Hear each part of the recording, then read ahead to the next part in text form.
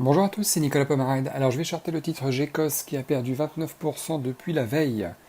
En plus il a des gros volumes, donc ça c'est bien.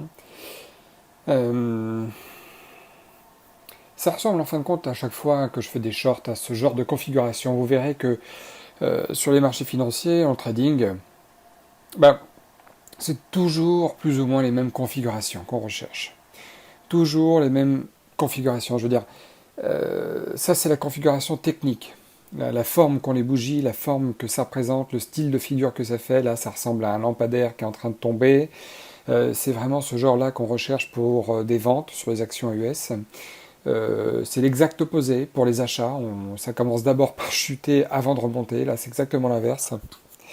Ça ne marche pas à tous les coups, mais ça a une bonne probabilité de succès. Maintenant ça suffit pas. Il faut aussi que ça converge avec d'autres choses très techniques aussi. Bon là je sors parce que ça sent pas bon. 18 dollars de perte seulement sur le titre GECOS, donc c'est très bien.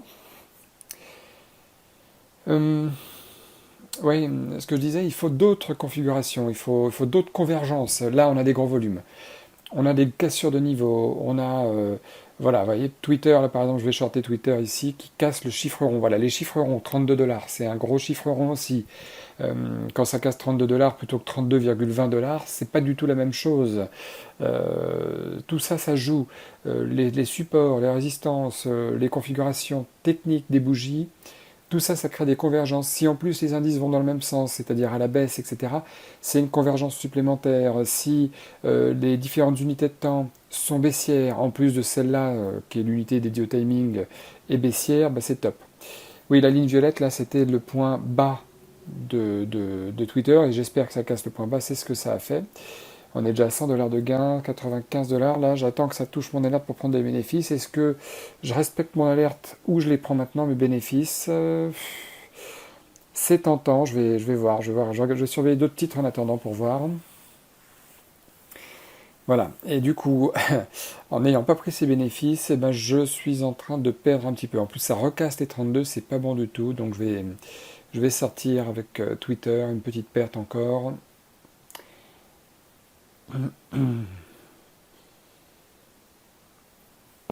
Ça met un temps infini à s'exécuter. Ça, c'est quand on est sur le marché au réel. Quand on est en démo ou un compte CFD, ça va beaucoup beaucoup plus vite. C'est instantané, hein. Quand on sort, quand on rentre, c'est instantané. En réel, c'est complètement différent parce que malgré que ce soit des transactions automatisées avec les courtiers automatisés, informatisés, enfin tout ce que vous voulez, ça met du temps. C'est rien comparé aux années 60, mais ça met du temps. Des fois, c'est incroyable. Mi-onde, je short. Oula, qu'est-ce que j'ai fait? J'ai annulé l'ordre? Non, il faut pas que j'annule. J'espère que ça va le prendre quand même. Pourquoi j'ai fait ça? Parce que j'ai pris au marché peut-être? Bon, j'ai été exécuté quand même. Bon, c'est bien. Parce que oui, je voulais peut-être arrêter ça pour le prendre en limite. J'ai pris au marché, j'ai peut-être pas fait gaffe parce que le Beyond c'est un titre qui a un spread assez élevé, mais bon, on va voir. Alors Nvidia, pareil, une belle configuration. Alors c'est pas le titre du jour, mais il ne franchit pas les 250 dollars. Il n'a pas réussi à franchir les 250 dollars. Il a avorté plusieurs fois. Donc j'ai envie de gagner à peu près la même chose que ce que je risque. J'aimerais bien que ça plonge jusqu'au voilà, 244,5, des brouettes, voire plus bas encore. Donc on va voir ce que ça donne. Beyond ne se passe pas très bien. Mais là il touche le VWAP. Donc peut-être que ça va servir de résistance, on verra. Voilà, donc c'est très bien, il se retourne. Là, je prépare un renfort de 30 titres supplémentaires au cas où il casse le plus bas. Voilà, je vais le mettre à 86,9. Juste en dessous du gros chiffre rond. Dès que ça casse un chiffre rond, ça peut être impulsif. Nvidia se passe pas très bien. J'étais en gain de plus 50 dollars à peine. Il se retourne. C'est peut-être une arnaque. Là, ça fait trop longtemps que ça joue avec les niveaux. Allez, je vais sortir sur le titre NVDA. Vous voyez, ordre transmis au courtier. Voilà, petite perte de rien du tout sur NVDA, 15 dollars. Beyond. Ah, très bien. Très très bien, il est repassé. Oui, il a frôlé le VWAP. VWAP qui est la ligne rouge qui est juste là. il est rebondi, il est redescendu, il a cassé le support, là, c'est super. Donc là, il continue à descendre. J'aimerais bien qu'il casse les 86 dollars, gros chiffre rond.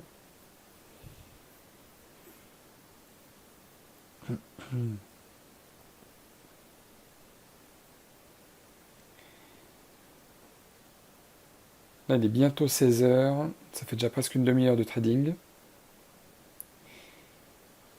Les marchés sont très baissiers là en ce moment, là, avec le coronavirus, là, les marchés sont très baissiers. Donc vous avez remarqué que j'ai beaucoup plus de titres, enfin je short beaucoup plus que je n'achète. Parce que en ce moment, la tendance du marché est plutôt baissière ou corrective, suite au mouvement de panique, suite à tout ça. Donc voilà, en général, j'ai une petite préférence pour les achats. Moi, je suis un peu plus à l'aise avec, mais ça ne veut pas dire qu'il n'y a pas des opportunités sympas sur les marchés baissiers. La MU, pareil, mon stop est au-dessus des 50 dollars. Il fait une belle configuration, le titre MU, on va voir ce que ça donne.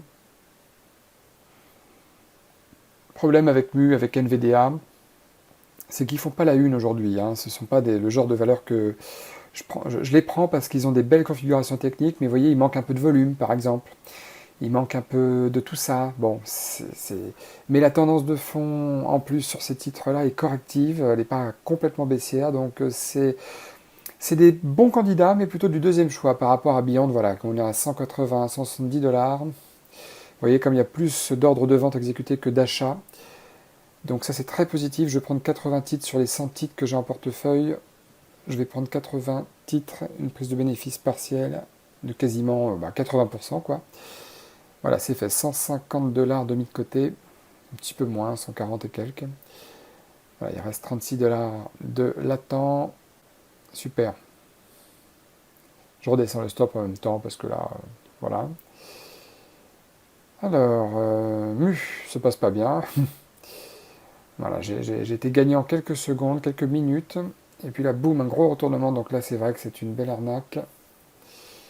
Ok, 104 dollars de perte sur le titre MU.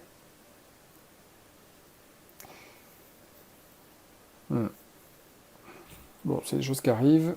Alors là, le titre Big, je le surveille depuis tout à l'heure. Là, il est en train de se créer un énorme support ici autour du chiffre rond des 16 dollars. Et en plus, on a une marge intéressante jusqu'aux 15 dollars pour que le marché coule.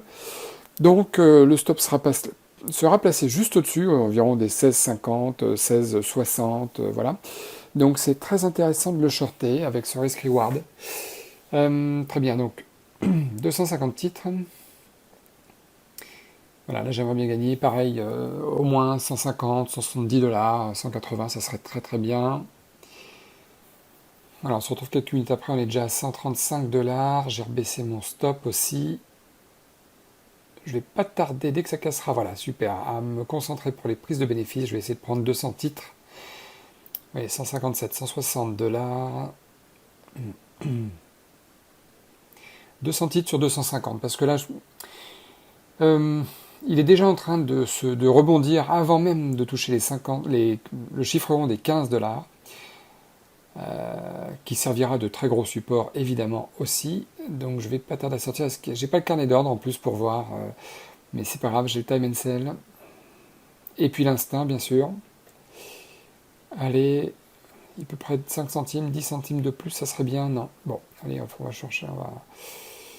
Voilà, je vais sortir 200 titres. Il m'en a exécuté 100. J'attends qu'il exécute les 100 derniers. Parfait, exécuté. Ok, on réadapte la taille du stop. Voilà, si je shortais maintenant, bon, on a un latent de 39 dollars. Si je sors maintenant, je prends 180 dollars. Bon, je préfère risquer de perdre 39 dollars au profit de peut-être 70 dollars de gain ou de 90 dollars. Voilà, pareil sur Beyond, vous voyez, je suis à 39 dollars de latent depuis tout à l'heure. Quand j'ai pris mon bénéfice, vous voyez, c'était l'exact endroit où il y a eu le pullback. L'exact endroit où ça a commencé à freiner sa chute, évidemment autour des 85 dollars, très gros chiffre rond.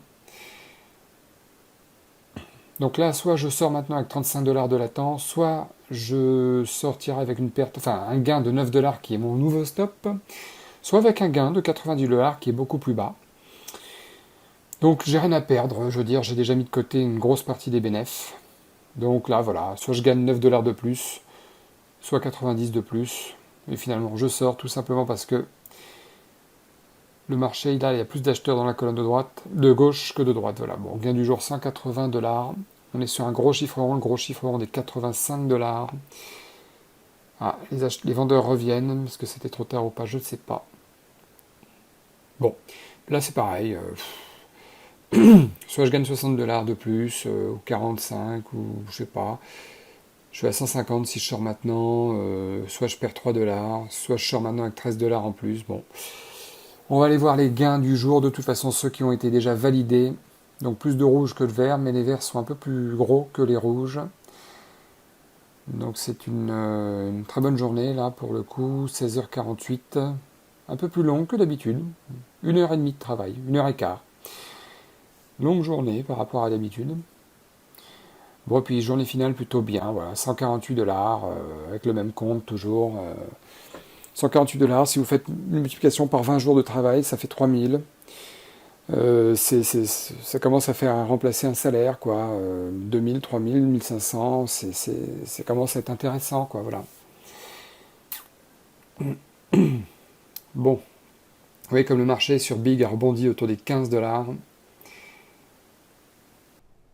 Oui, comme je disais, 100, 150, 200 dollars, bah là ça commence à remplacer des véritables revenus, hein. Donc là en l'occurrence, 148 dollars, ça fait x20, ça fait grosso modo 3000 dollars. En euros, on enlève, allez, ça fait 2500 euros. Bon, ça commence à faire des revenus intéressants, donc ça c'est des choses à penser avec le trading sur les actions US, c'est quelque chose de tout à fait réalisable. Bah écoutez, merci d'avoir regardé la vidéo, n'oubliez pas de la liker, n'oubliez pas de vous abonner à la chaîne, laissez-moi un commentaire si vous avez des questions, et puis n'oubliez pas la petite cloche hein, en bas de chaque vidéo, ça vous permettra de recevoir directement les vidéos, le contenu en tant qu'abonné. Voilà, allez à bientôt, ciao ciao.